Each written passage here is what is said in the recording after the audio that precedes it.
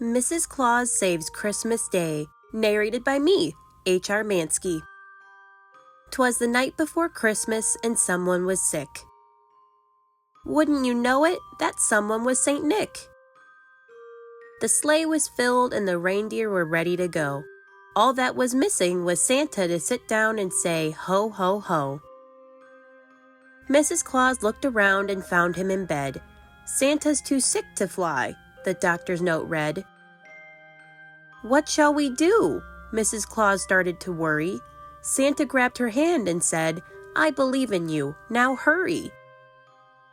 With a twinkle in her eye and her heart full of joy, Mrs. Claus left to save Christmas for each girl and each boy. Away she flew with the reindeer and sleigh, but go down a dirty chimney? Not happening, no way.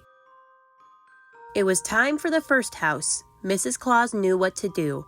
She rounded up toys for 612 2nd Avenue. The chimney was covered with soot and with yuck. My dress will be ruined. I'll surely get stuck. She thought for a moment and reached into her pocket.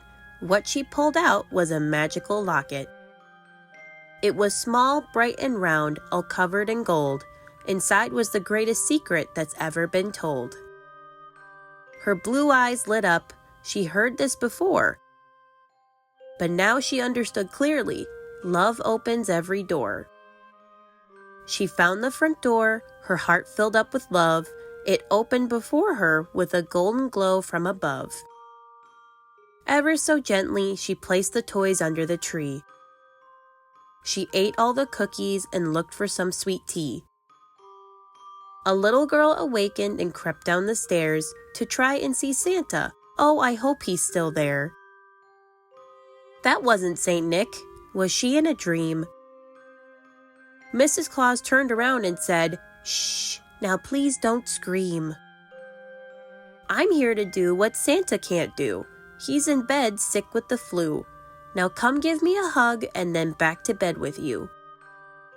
House after house, door after door, she set a world record. And if you ask her, she could have done more.